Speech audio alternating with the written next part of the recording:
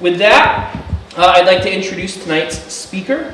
Tonight's presenter is rejoining us once again. Professor David Kelly is an associate professor at the U.S. Naval War College in Newport, Rhode Island. A retired lieutenant commander in the U.S. Navy, Professor Kelly is the program manager for the College of Distance Education. His presentation tonight will focus on the trial and defense of Henry Wirz, commander of Andersonville Prison in Georgia. The prison at which New Bedford's own Corporal James Henry Gooding of the 54th Massachusetts died and is buried at. He will focus on whether a military officer can be held culpable for acts committed at the orders of their superiors. Professor Kelly's presentations are always thorough and thought-provoking, so it is my pleasure to give a warm welcome tonight to David Kelly.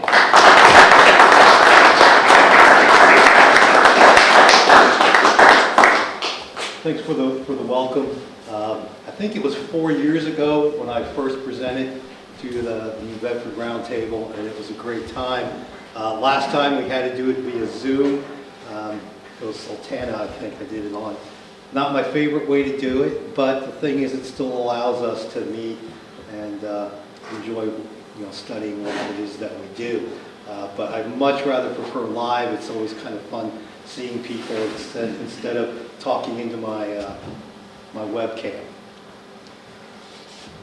What I'm going to talk about tonight, this project that I'm working on, it's a work in progress. My own internal schedule was to have it good to go maybe next fall, but I got a phone call, so here I am today. So there are some spots that I haven't quite gotten totally researched on or written in full, so please bear with me on that. Like most of the things I like to do, I start with a few questions, I do some research, I find some things, I discuss some things, and then I have more questions. So I don't have answers tonight. I probably will leave you all with more questions than when we started. But in my mind, that's what makes researching the Civil War and discussing it so much fun. So, let's see what we can do. That's me, Dave Kelly. I'm a member of the Rhode Island Civil War Roundtable. That's me at Gettysburg a couple of years ago in front of the Pennsylvania Monument. It's really good because that's where I went to school in Philadelphia. A little bit down the road there is the New Jersey, first New Jersey Artillery Monument. I'm from New Jersey, so that little piece of Gettysburg is kind of special for me.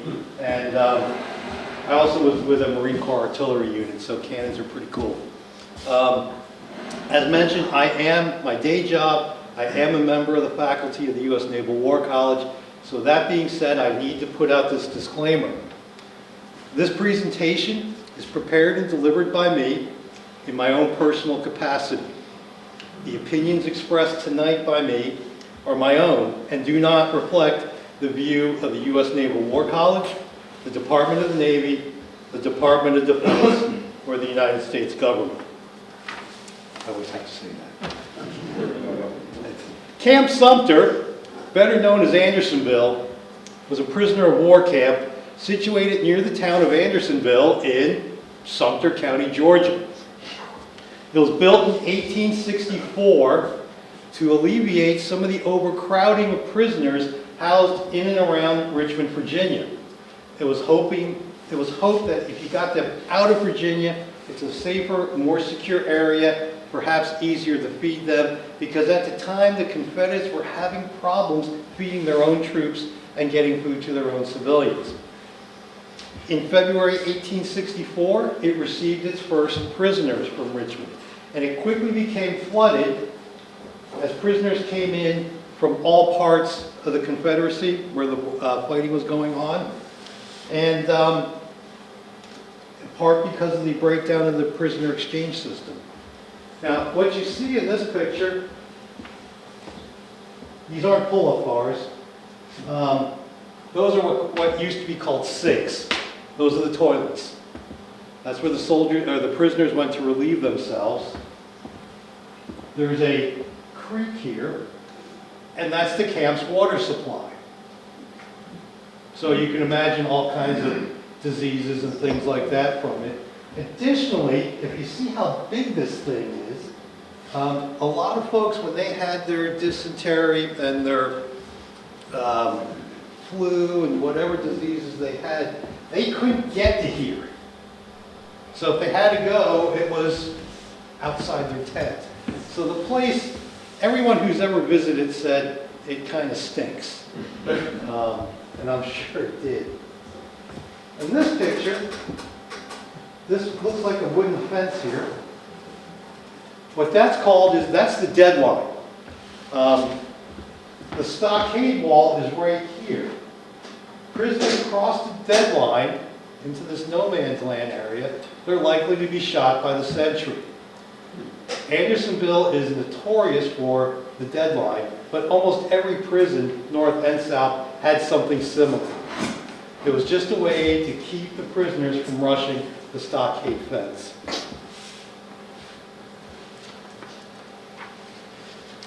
In 14 months, over 45,000 POWs entered Andersonville, one way or another. At one time, there were 33,000 prisoners in the stockade, which was designed to hold 10,000. In effect, Andersonville was the 5th largest city in the Confederacy. Approximately 13,000 of these prisoners would die from a number of maladies.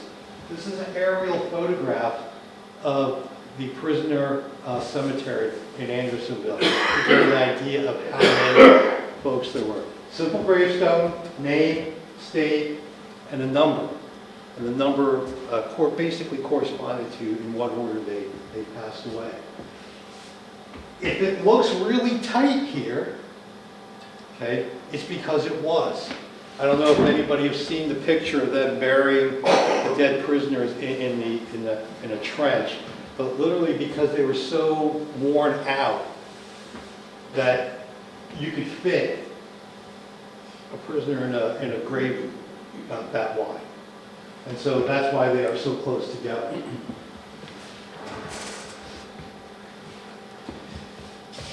News of the conditions there, went north, of course, like almost all rumors and news and whatnot. And the people in the north became very upset.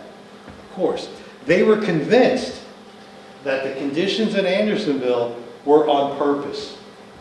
That the Confederate government, the Confederate military, was purposely starving to death and beating and all the other stuff the Union prisoners, so the Union Army would suffer. In 1864, the United States Sanitary Commission, which was a private relief agency, did a lot of good work for the troops, did a report on Andersonville. I don't know how they got the info, but their conclusion was the prisoners there were subjected to, quote, a process as certain as poison, and that the suffering was designedly inflicted by the military and other authority of the rebel government, and not due to causes which such authorities could not control. It was on purpose.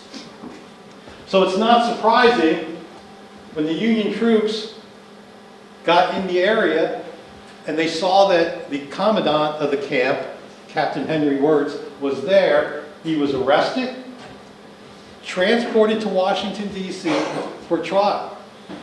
And interestingly, this is something I always do. I always get sidetracked when I run into somebody, especially if it's local interest.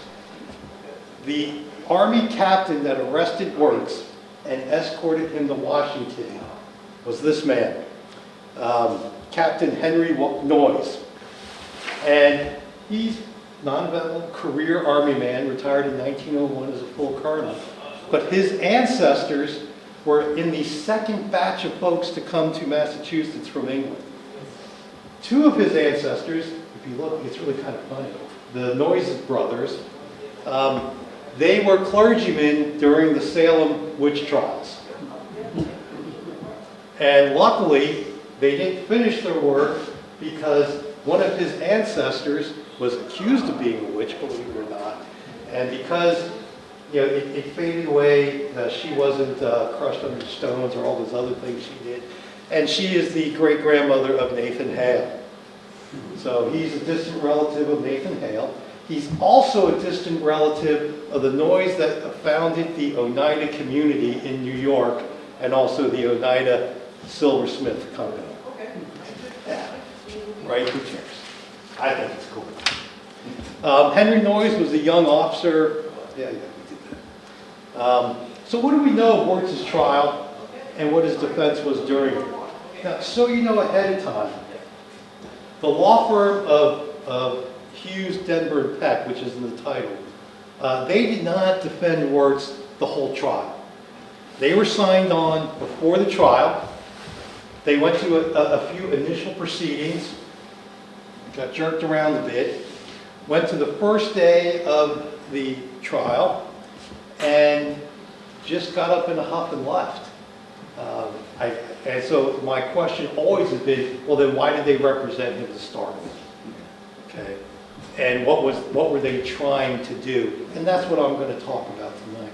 But when they left, they sent a letter to Wirz basically saying, look, the court doesn't like us. If we continue being your attorneys, you don't have a chance. So it's in your best interest that we're quitting. Okay, I guess. But anyway, so that's why I'm curious why they even took him to start with, and that's what I'm trying to do. So what do we know about Wirz's trial? How many of y'all saw the Ken Burns series? How many of you saw it when it first was broadcast in 1990? Okay. I thought it was great. That is the first time I had heard of Andersonville, Henry Wirz, and his trial. Now, near the end of the final episode, what Ken Burns says when he goes, this guy went here, this guy went there, these people did this. When he talks about Wirz, he said Wirz was executed at the end of the war, and he pled he was only following orders. Oh, okay, well, yeah, sure. And then I kind of forgot about Andersonville for a while. Until this movie came out, 1996. Ted Turner, what's the director's name? John Frankenheimer did Andersonville. Anybody see that movie? It's a fascinating movie. It's kind of fictional, but it's still kind of interesting. It shows what a lot of the troops went through. Didn't talk about the trial, but I still thought it was an interesting film. But the entertainment industry did talk about the trial, not in these two big blockbusters. In 1959, there was a play put on in Broadway, the Andersonville Trial. And it was written by Saul Levitt, who was a World War II soldier, was on a B-17 crew until he was injured in a motor vehicle accident, and he was assigned to be a journalist for Yank magazine. And when he was working for Yank magazine, he was one of the first troops to go into the Ohrdruf concentration camp.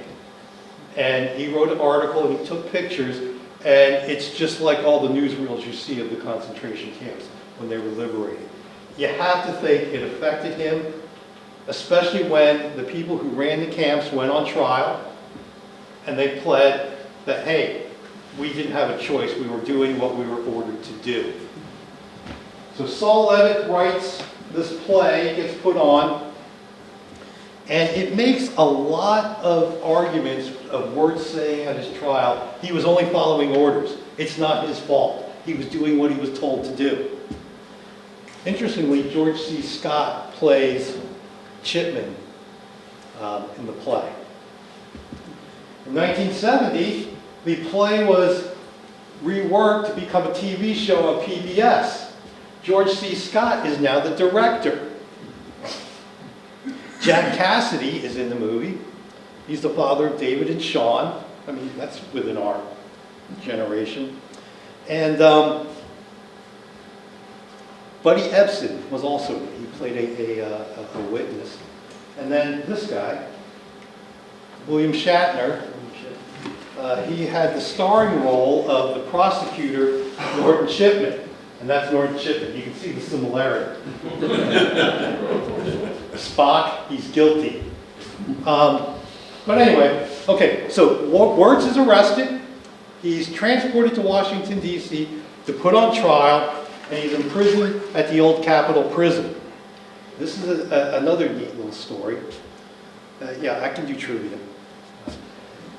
The prison is at the intersection of 1st and 8th Streets in Washington, D.C. Pretty much right where the Supreme Court building is. It's kind of ironic. And when I was in D.C. once, I wanted to see where this was. So I go to the Supreme Court building, go to the front porch, patio, whatever you want to call it. And I learned a lesson. The day before a major controversial decision is about to be rendered by the Supreme Court, do not go to the patio with this kind of hair, a Harley Davidson t-shirt, and raggy jeans. I had 2 Capitol Hill police pretty much following me. So I showed them, this is a map showing where Wirz's gallery was in the building. I showed them the map, showed them the Google Earth picture of what I was doing, and I got the another geek look from them. So, but it was interesting to see how things have changed. But anyway, so he's at this prison, he's awaiting trial, and the North is really excited. Almost every day there's an article in the paper, he's going to trial. How's he going to get out of it? Who else is he going to take down with him? But there are 2 people in the North particularly interested in this trial. One is Secretary of War Edwin Stanton, and the other one is Adjutant General of the Army Joseph Holt.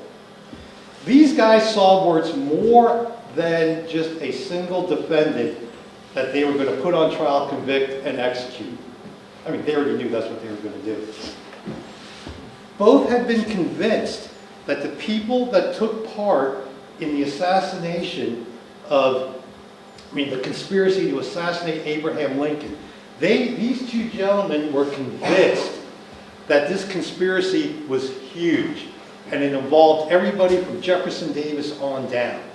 And so what they wanted to do during the Lincoln assassin's trial is to show that connection, and then go get Davis. Unfortunately, it didn't work. They couldn't make the connection.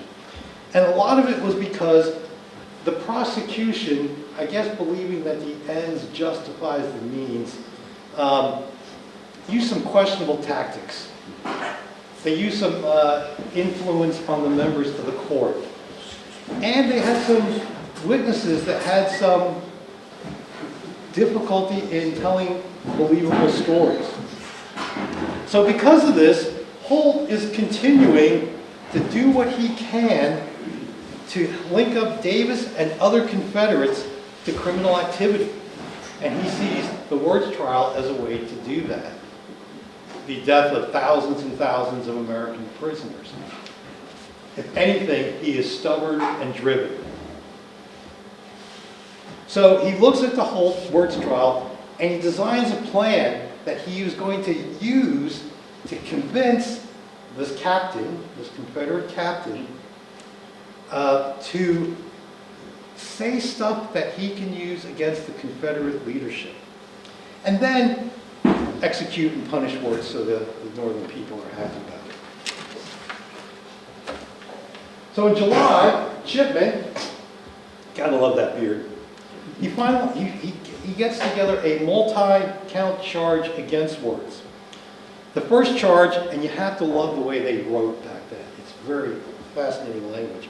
The first charge was an accusation that Wirz had violated the laws of war, and that he willfully violated his duty to care for the prisoners in his custody by pursuing a, quote, evil design to impair and injure the health and destroy the lives of Union prisoners. To do this, Wirz, now remember, he's a captain. Okay, House Senior is a captain in the armies back then. Okay, he's a captain. But Wirz, the captain, is accused by himself of herding 30,000 prisoners into unhealthy and unwholesome quarters in a small area, depriving them of shelter, food, water, and medical attention, so that the armies of the United States may be weakened and impaired.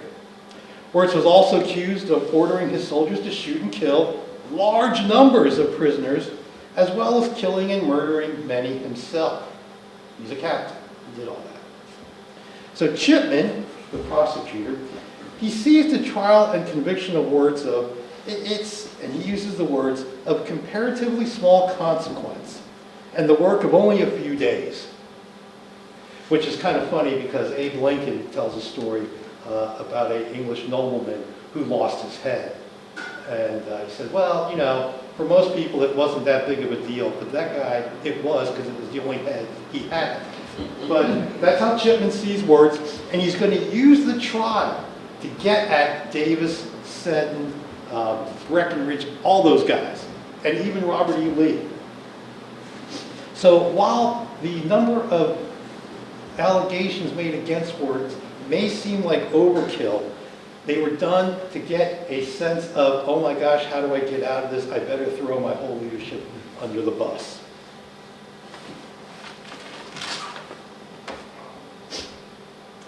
If anything, when you read all these charges, you know, you put all these people in the camp, you starved them, you killed them and all that, that is the perfect scenario, you would think, for Wirz to say, hey, I can't, I'm just a captain. I was ordered to do all that. And it would make perfect sense. But was that the defense that the law firm of Hughes, Denver, and Peck were contemplating? I don't think so. And the reason why is we have to look at who these guys were. Hughes, Denver, and Peck was perhaps one of the most socially and politically connected law firms in Washington, D.C. And it was set up to begin what would actually turn out to be a very successful and lucrative practice in front of the Federal Court of Claims. Why it would interrupt this startup great practice to defend a friendless, penniless, foreign-born Wirz in what was certain to become a long, drawn-out case can perhaps be best understood if we look at who these members of this law firm was. Maybe then it would make sense. James Denver, he had a fascinating life. He was born in Winchester, Virginia, grew up in Ohio, and after serving in the Mexican War, migrated west to California, arriving there in 1850. Recognizing opportunity, Denver does not go into the mountains to pan or mine for gold. That's a little too risky. He sets up a business providing supplies to the people who are going to go pan and mine gold and lose everything they have while doing it. So he becomes incredibly successful, which of course, like most people at the time, led him into politics, state and federal. When the Civil War breaks out, Lincoln appoints him as a general. And he serves there for 2 years before he resigns because he just has too much personal business going on throughout the country. So he resigns to do that, moves to Washington, D.C. to work up a new practice with an old friend of his when they were in Kansas, a guy, Andrew Isaacs. Unfortunately, I can't find a picture of Isaacs, so we'll just have to not have one. Isaacs was the first Attorney General of the Kansas Territory in 1854. Think about what was going on in Kansas then. Kind of tells you what the Attorney General of Kansas would have to deal with. And he was deeply involved in the development of the state. He orchestrated several highly controversial and even fraudulent land deals with the local Native American population. And in at least one of those deals, Denver had a financial stake. So, you've got to watch out for these guys. Most importantly, during this time, Isaacs demonstrated his ability to put aside his political feelings if that would get in the way of making a dollar. Okay, so that was his priorities. He had very strong political thoughts, but he would put those aside if having them would harm his business success. So, as these two guys get together, they saw in a wartime law that was passed an opportunity, and that was the Captured and Abandoned Property Act of 1863. This act allowed loyal Southerners that had their property confiscated by the Union Army during the war to sue the federal government to get that property back. They had to do so in the Court of Claims. And the act had a contingency fee provision, and the various other laws that were passed by the federal government said if you wanted to practice in a federal court, you basically couldn't be from the South. So you had to find a northern lawyer. And so these guys were set up to do quite well. And then to put it even better, remember, these cases had to be done in the Court of Claims. So, I don't know, my view is to gain insight on how that court works. Isaacs, he's the schemer, suggested adding James Hughes, who had just resigned as a Court of Claims judge in December 1864. Let's put him as a member of the firm. Now, I haven't been able to figure out if he resigned from the court and then was asked to join the firm, or if he was asked to join the firm and then resigned from the court to do that. Either way, it's kind of shifty. He had 5 years' experience on the court. He undoubtedly brought a wealth of knowledge concerning how the court worked and the personalities of those involved. When I practiced law, that was of vital importance. If you were going to a court, you wanted to make sure you understood who the judge was, what the judge liked, what processes that court would rather you do. And so now they had a former sitting judge of that court in their firm. Now, Hughes, he was kind of like his other partners. He did have quite the nose for making profits, and he participated in at least one scheme with Lincoln confidant, Senator Orville Browning, to transport, get this, they were going to transport cotton, tobacco, and other items out of the Confederacy during the war in order to sell them to Northern merchants and manufacturers. This so upset General Grant, because Browning was a friend of Lincoln, so they got a pass to go through the lines to get this stuff. Grant sends a telegram to Stanton saying, basically, this guy is selling out his country to make a buck. Grant, the one thing he does is he tells it like it is. So anyway, Hughes joins the firm, and in May, the DC papers began carrying advertisements for the law firm of Hughes, Isaacs, and Denver. And it specifically mentions that its practice will be representing clients in front of the Court of Claims. He was at the Oliveri at the time.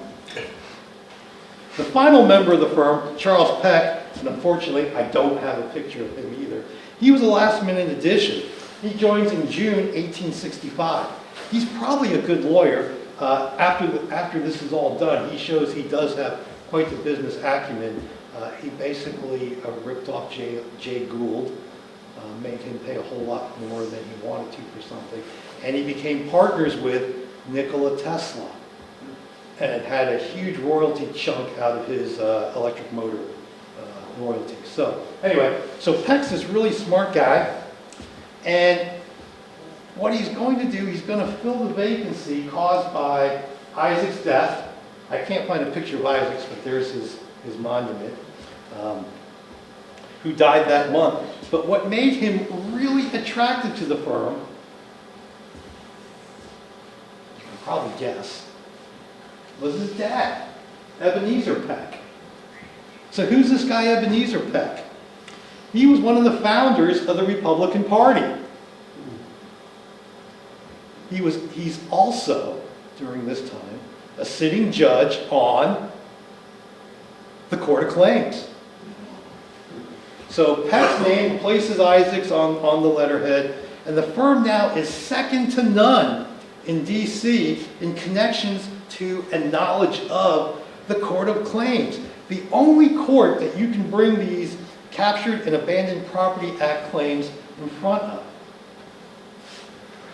Not surprisingly, whenever they had a case in front of the court, Hughes and Peck were the ones that were there. Denver was taking care of paperwork in the office. And you always have to wonder, was that a first name basis thing with the judge? You know, I don't know, but it just raises questions. But Hughes, Denver, and Peck were highly successful. They obtained awards in 145 of 155 Captured and Abandoned Property Act cases it pursued. However, not surprisingly, the firm was subject to a congressional investigation into whether it had bribed government officials to dismiss certain appealed claims, whether they concealed conflicts of interest from clients, and if they participated in illegal lobbying to influence Congress. Even though the results of the investigation were inconclusive, it does seem that the firm did not stray far from its profits first, propriety second origins. The question remains though, why would this firm divert resources from a quickly growing portfolio of clients in order to defend Wirz? And what was its planned defense? I could come up with three reasons, possible reasons why the firm decided to defend Wirz. One is altruism. One was a marketing ploy, and the third one was purely monetary. While I have not been able to find anything that would indicate one or the other, or all three, or none of the three, it's something to think about. And like I said in the beginning, this is what I like doing. Here's a question, what can I find? Does it help me understand something? Denver was very much against the use of military commissions. That's what they tried the Lincoln assassins with, and that's what they were going to try Wirz in front of. He did not like them. He thought that even though those involved with Lincoln's death should be punished to the maximum extent possible, it should only be done in front of a proper civilian court, not a military commission. His fear is, if you allow these things to happen, you're quickly going to get vigilante justice, and he used the term, those unlawful organizations gotten sometimes to administer lynch law. And he did not like that. He's a man of order. Before the war, he served in Kansas. He was in California, places where he actually saw what happens when law and order just does not exist. Given the amount of press that's going on about Wirz's trial, there's no doubt that Denver saw a repeat of the Lincoln trial on the horizon. He was very good friends with one of the commissioners on the Lincoln trial, and probably had more inside information on some of the irregularities and questionable tactics that were being done, and he did not think that's the way it should go. I don't think, though, that altruism alone would convince guys like Hughes and Peck to just give up profits to help this guy. This firm was carefully constructed to take advantage of this Captured and Abandoned Property Act. It brought attorneys closely connected to the court, Peck and Hughes, in which those cases would be held. It would be important to have some familiarity. It'd be good if they understood their potential clients also. And for this, you needed somebody Southern, because most of their clients would be well-to-do, well-placed Southern gentlemen. Isaacs had all the right credentials. Living in Tennessee and Louisiana prior to moving to Kansas and Washington, D.C., the slave-owning Isaacs had been the darling of Southerners during bloody Kansas. He proudly called himself a border ruffian. With his death, the firm was then made up of a Union general, Denver, a U.S. judge, Hughes, and the son of a man who was both a U.S. judge and the founder of the Republican Party, Peck. Did the firm's members think, gosh, we need to do some good PR here? And did they see representing Wirz as a way to endear themselves to potential clients and perhaps avoid the title of carpetbagger by showing its willingness to battle the federal government on behalf of a Southerner? Again, I can't find any evidence one way or the other. The third possible reason to defend Wirz, and this probably, it's kind of interesting. I found this. How many of you were at my Trent Affair presentation? Remember that guy, James Mason, the Southern commissioner to England? I was going through his papers, and every now and then, I can't read these people's handwritings, but certain words stand out. And when I was going through his papers in Washington, I saw Wirz. How did Wirz? Why? How's this guy in England writing about Wirz? But anyway, so I set this up. And what it was, the reason that possibly they may want to have defended Wirz was the connection that the Wirz trial would have on the future prosecution of Jefferson Davis. Remember, that was what Chipman and Holt were going for. They wanted Davis, and they were going to use Wirz to get there. So the desire to link Davis and other high-ranking Confederates was clear to many. I mean, it was all over the paper. And when Davis was first arrested, he was put into chains at Fortress Monroe.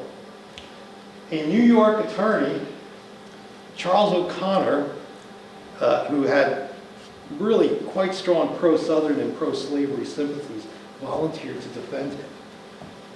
To help him defray costs, the Confederate financial agent in Europe, Colin J. McRae, arranged to have 10,000 pounds deposited in an account for O'Connor's use to defend Davis. When he realized, that is, McRae, when he realized that Wirz's trial, if quote unquote not properly managed, could assist the government in prosecuting Davis, McRae authorized O'Connor to use part of that money to, quote, see that Captain Wirz has able counsel and that his case is so managed as not to damage those persons that may be hereafter tried. 10,000 pounds back then was a lot of money. I'm sure Hughes, Denver, and Peck weren't cheap. And, when you're doing a criminal case, you're not going to get any, a cut of the awards. I guess you can have his arm or something. But I could find no evidence that would indicate that Hughes, Denver, and Peck got any kind of money out of this. But I could also find very little written evidence of anything between Hughes, Denver, and Peck and Henry Wirz. So maybe. And then, of course, O'Connor was very well known of respecting the privacy of his clients. After all, that's how you become a successful criminal defense attorney. You keep your mouth shut. So each of these reasons, or none of them, could have been a reason why these three lawyers decided that they were going to try to defend Wirz. Oh yeah, gotta have James Murray Mason in there. He was the one kind of just making sure these other two guys were on the same page, and he was trying to choreograph it all. Okay, so what is the superior orders defense? In the mid-1800s, the superior orders defense, also known as the Nuremberg defense now, after the World War II war crime trials, or the I was only following orders defense. It was a defense that did not deny that the defendant did something. Yeah, I did that.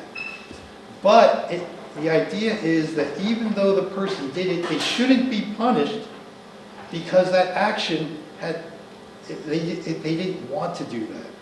And it was based on the principle that punishments are, I want to make sure I get this quote right, are only inflicted for the abuse of that free will which God has given man. Thus, a man should be excused for those acts which are done through unavoidable force and compulsion. Thus, a subordinate who committed an act not because he or she desired the end, but because they were ordered to from a superior should not be punished. Now, it should be noted, even as early as the Civil War, this wasn't an absolute defense, but it was limited to those cases in which it wasn't clear that the order was illegal, or it was done under such stressful conditions that you didn't have time to think it through and you just acted. Now, while that defense could be very attractive to a layman, experienced guys like Hughes, Denver, and Peck probably would realize that it was almost an impossible defense for them to pull off. And moreover, if they couldn't pull it off, it would tend to make them look very amateurish, which could affect them getting very high-end clients for their thing. You don't want to hire a bozo. So the one thing they realized, it's not enough for Wirz to claim he was only following orders. He has to prove it. It's an affirmative defense. You can't just say, I was ordered to, and they say, well, okay, don't worry about it. You have to say, I was ordered to, and then prove to the court that somebody ordered you to do that, and you had no other option but to do that. So Wirz, his attorneys must have known that there's really no way you can do that.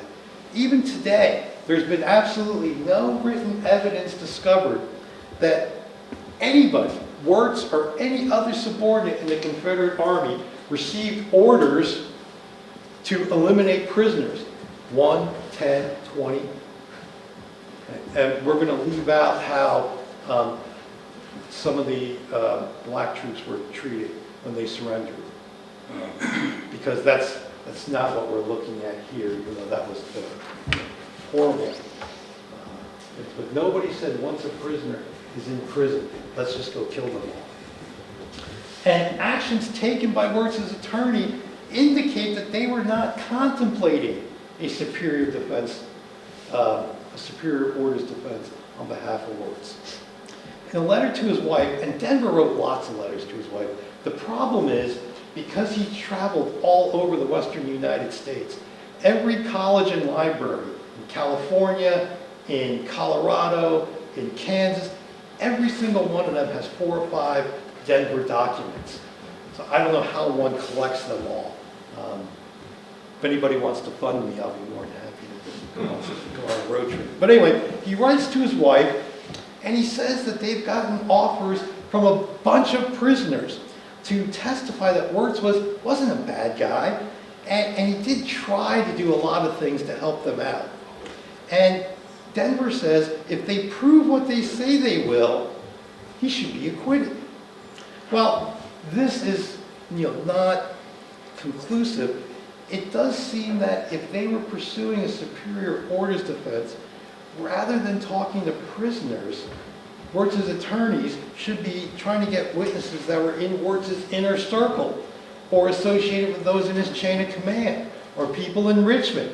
Those are the ones that could talk about what orders Wirz received. The fact that they were talking to prisoners seems to indicate that their main line of defense is Wirz ain't a bad guy and he didn't do any of these things. Also, as the trial got closer, in order to try to get public opinion on, maybe not on their side, but not being so vicious, the law firm publishes a letter in the New York Evening Post. And yeah, it failed as a PR tool, but the letter indicates what kind of defense it is these guys were looking at. In this letter, the attorneys say they're not going to try to justify his actions. A superior orders defense specifically is used to justify actions. But they say they're not going to justify his actions, but rather they're going to exonerate Captain Wirz from all responsibilities for any atrocities that may have been perpetrated against Union prisoners. That's not the line of argument you're going to use in a superior orders defense. The letter was published throughout the country. Didn't really change the public opinion of it. Finally, the successful use, let's say they used the superior orders defense and it was successful. Yay, we got this penniless guy off the hook who can't pay us a dime, but we're never going to get another Southern client, ever.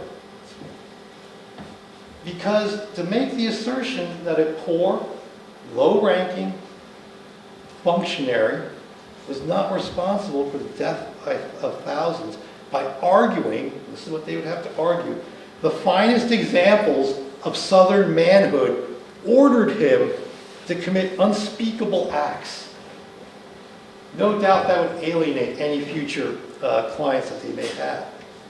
Now, in going through the index of the firm's papers, they show that the law firm had some interesting clients. The wife of Secretary of War James Seddon, Confederate Secretary of War James Seddon, who was also a co-defendant in the Wirz trial. So I don't think, and if this guy is pursuing a claim, it must be quite a large one. And they're not going to jeopardize that for Wirz. Another client in their records, Confederate Secretary of State, Robert Hunter, same thing. And Confederate Naval Officer Raphael Semmes. Now, I've ordered the case files for these guys. I haven't yet got it yet, because I wasn't expecting to do this tonight. So, but they are still in the firm's records as being clients. So you would not want to jeopardize losing these 3 paying clients for Wirz. And then, of course, there's always the if they were getting money from O'Connor, it's not going to do them any good to throw Jeff Davis under the bus. So what was Wirz's actual defense? Did he indeed claim that he was only following orders? Well, unfortunately, Hughes, Denver, and Peck do not take Wirz through his whole trial. They go to a first hearing. The court basically adjourns, reconvenes. They go there for a second hearing, and that day, these 3 guys quit. But on his first appearance in front of the commission, Hughes, this is the defense he used. He didn't say, hey, my guy was ordered to do this. He attacks the jurisdiction of the court. He says, this court is not the right place to try Henry Wirz. And he argued that Wirz can't be put on trial because he's covered by the amnesty agreement between Joe Johnson and William Sherman. This is these 2 arguments are very technical, and they are why you would want a firm like Hughes, Denver, and Peck representing you in something like this. Okay? And that's a real defense, and if it was a real court, it probably would have worked. Moreover, to show another reason why it probably was not a superior orders defense in the works, is that when he finally goes to trial, the charges are different than what he originally was charged for and what these 3 lawyers got served on them. The first set of charges against Wirz were that he did this, he did that, he did this, all on his own. The second set of charges, what he actually went to trial on, was he was part of a conspiracy to do those things. And so when the firm gets these new charges, which was the morning of the trial,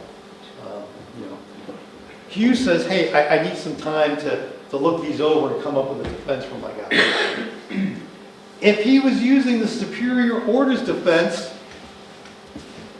he wouldn't need to come up with a new line of a new strategy to use, because you did this yourself. I did it because I was ordered to. You did this as part of a conspiracy. No, I was ordered to do it. I wasn't involved in the conspiracy. So it works for both. The fact that Hughes needed more time is another indication that the superior orders defense was not contemplated by these 3 guys. Finally, At the conclusion of the trial, a couple of documents come up that also indicate it wasn't used at the trial, even though Ken Burns says it was, and I've never said it was wrong. But anyway, Holt and Wirtz's attorney, Louis Shade, who took over for Denver Hughes and Peck, wrote letters that kind of indicate that wasn't a defense. Holt sends the trial report to President Johnson asking for the death sentence to be approved. And in this letter, Holt did not say once that Wirz said he was ordered to do something. It was totally absent. Shade, about the same time, sends a letter to Johnson asking for clemency for his client. And in this letter, Shade doesn't pull punches. He basically calls Wirtz's trial a farce. But, just like Holt, he does not report that Wirtz committed any malicious act because he was ordered to do so. Finally, Wirtz himself, I think it was the day before his execution, has an interview with a reporter from the New York Herald. Wirtz did not implicate anybody in his chain of command. Not a one. Even though it was strongly hinted that if he did so, he wouldn't be executed. So on November 10th, 1865, Wirtz was executed by hanging. And this picture is really fascinating. It just shows where it is in relation to the Capitol. This is actually Henry Wirz here. This is their reading Henry order to execute, and then that's him being executed there. But it's just fascinating to stand there and see that same view. It was kind of moving. But so even with all this, and this is what I try to wrap myself around, the idea that Wirtz relied on a superior orders defense is alive and well used. It's been advanced by a number of legal scholars and historians, including the historians that maintain, believe it or not, the website of the National Prisoner of War Museum at the Andersonville National Historic Site. This is what Wirtz says in his closing statement. This is his own words. It's a letter he wrote. And it basically just says, look, my own acts have no offense in it. By my own acts, let me be judged. That's not a superior orders defense. Because a superior orders defense says, I did bad things, but that's not what he's saying. Nevertheless, this is on the National Park Service website for Andersonville. He used the following orders defense.